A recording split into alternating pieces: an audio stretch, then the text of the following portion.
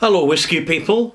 I'm Ralphie. This is the Whiskey Bothy. Welcome to review number 1132 extras for extra content, extra information, extra perspective, and extra guidance. Because I don't have a brilliant nose, I don't have an amazing palate, and I'm not about to brag off on you with my latest bottling of Macallan, Brora, or Port Ellen that I've spent an absolute fortune for at auction, because frankly these whiskies do not particularly interest me. What interests me are the humbles, the humble bottlings that are the taste of yesteryear, that the majority people experienced in a different age, in a different time, when there was less luxuries and people were ashamed to be borrowing money from the bank, because the bank managers had the very good sense to make sure you didn't borrow more than you could afford. How times have changed. Let me give you some advice. Whatever debts you've got, pay them off as much as you can, and stop spending money on takeaway cups of coffee, particularly from corporations. What a waste of money that is. On this channel, I always like to promote good taste, and you will not find good taste in corporate brands. Best to avoid them. This is one reason. An opinion, it's just an opinion. So I've got how many bottles? I've got 5 bottles here down at the foot of the barrel, and I'm going to introduce them to you because I've just bottled, no I haven't just, I've just reviewed this. This is Glencairn 10-year-old single malt, and I bought that at auction a number of years ago, 11 years ago actually. I paid about £30 for it, and I put it in the stash, and I've just opened it and reviewed it in review 1132. Really enjoyed it. Outrageously nostalgic. It's the smell and taste. It really kicks in the memory cells, and it takes us back to a previous time, which is why with bottles like this available at auctions, and there's some really good prices at auctions, so long as you look at the full price, which is the hammer price, the price and top that you have to pay, and delivery prices as well, if you're getting it delivered to you by secured delivery courier. You've got to look at the full costs. So this is the first one. I've just reviewed it. Lovely, fresh. I got it because nobody else wanted it, basically. It's completely uncollectible. It's an anonymous brand. It's intact. It's good neck fill. Well, it was before I opened it. And I could see the screw top was good, solid, industrial. So many great classics whiskies, including single malt brands like Macallan and Talisker from the past, had screw tops right up until before cork stoppers started to become fashionable in the 1950s and 60s. Absolutely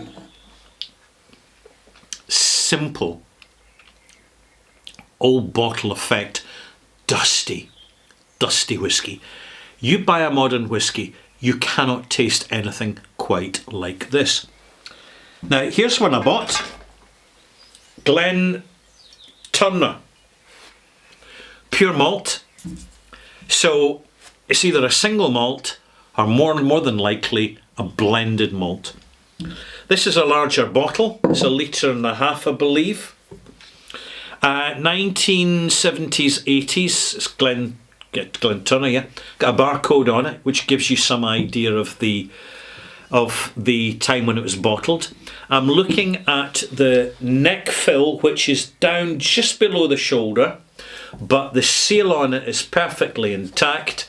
Again, one for the anytime you see this kind of slightly pinky paper seal under the wrapper or over the wrapper, it was designed for the Italian market.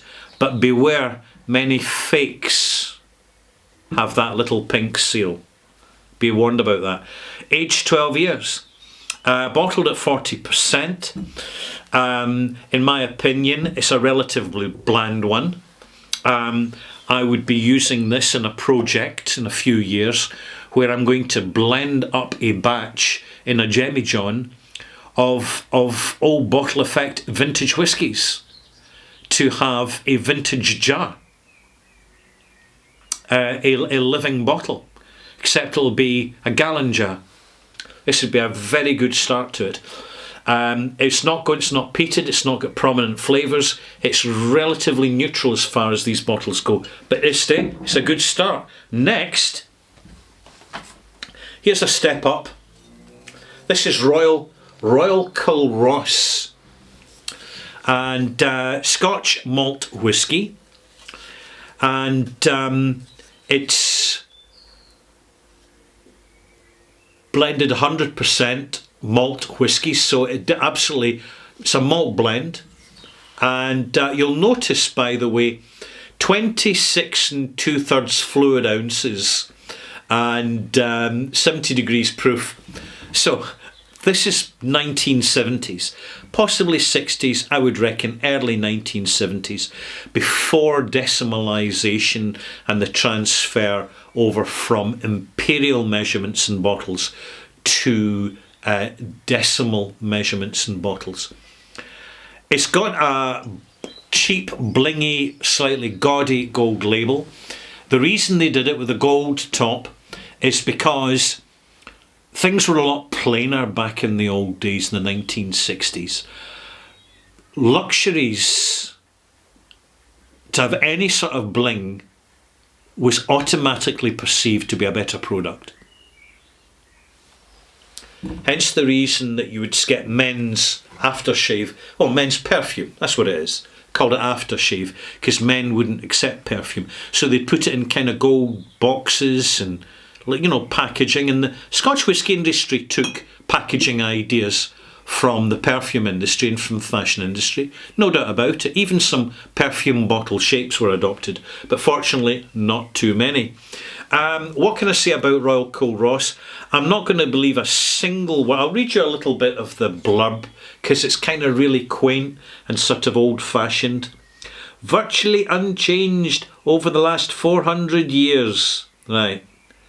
The Royal Borough of Culross, situated in Fife Shire, overlooking the Firth of Forth, is a unique survival. A town which time passed by, whose centre has remained virtually unchanged over the last 400 years, thus providing the most complete example of Scotland today, of traditional domestic life of the 16th and 17th centuries. Now, that's a stretch. They're taking us back to the 16th and 17th. They're not just trying to pump antiquity here. They're trying to pump late medieval history here. In the old days, we regarded this as quaint, and we humoured, we weren't as critical and as cynical as we are now. But we tend to be cynical these days, more for good reason. Here's another one. This is one that I'm planning to review. I'm not planning to review these. These I don't think will be particularly good for review. This one will be. Teachers. I've still got the original receipt from when I bought it. This is 12-year-old Scotch whisky, and it's from Teachers. So basically, what I expect, better quality brand, higher malt content, very important. Whisky tends to survive better in the bottle when it's got a higher malt content in blends. If it's a high grain content in blends like Bell's, which is up to 70%, it's not going to do so well. You get these cheesy notes creep in. Anyway, receipt for February the 18th, 2016. In fact, I think I bought this one the same time I bought that one. I paid £25 for that, and £25 for a bottle of Scottish Heath in a 75cl bottle.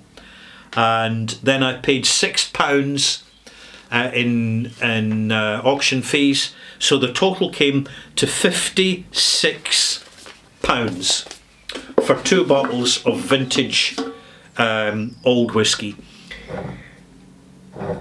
I'm just leaving this aside because I want to do in the future just a little mini teachers series focusing on the history. This is one of the most iconic of blends because for a lot of its history it was dominated by one single malt distillery called Ardmore, which also happens to be one of my favourite distilleries when it's done right. In other words, when it's an independent bottling. So there you have it. A good example, by the way, of the tubes being used. Also, this is a 1980s bottling. Got a barcode in the base of the tin. So these cardboard tubes, you can thank Glenfiddich for first introducing them, but being the last. Here's another one, 1960s/70s red label, Johnnie Walker red label. I've had some bottlings from the 1960s which are sherry monsters. They are stunning. There's an age in which blends were better because the casks were better, because they had to fight harder to keep up with the market, because the market had standards. People were fussy. It's going back that way again now. People really thought, Johnnie Walker red label, it's an absolute staple, you can't go wrong, buy a bottle of that and you'll have a friend for life, blah blah blah. What I've got is, in fact, a very competent intact bottle. Look at the screw top. There is absolutely no damage on it at all. And also look at the fill level. Now I'm holding that virtually stable. That is for Johnnie Walker red label. It's lost about 6 to 10 millilitres in ambient evaporation through the screw top, but that is very intact. Very drinkable. Really look forward to this. The labels were just slightly darker, but again the dye has darkened in the print label over the decades. These are not ancient whiskies. Ancient whiskies now are commanding high prices, and they will in the future. Mark my words. If you have inherited or see some cast off little old bottling that doesn't seem particularly important and the price is right, just buy it and put it aside in your stash. Just leave it and leave it. Leave it for your family, leave it for the future, leave it for people, because at some point it becomes not just vintage and veteran, it becomes antiquity. And you look at what people are paying now for really old wines. I'm going to conclude this with a really interesting little story.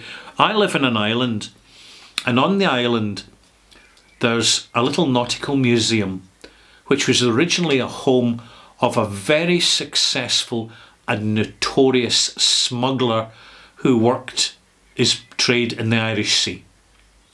He had quite a small boat. He only had one cannon on it. He only needed one cannon because it was accurate.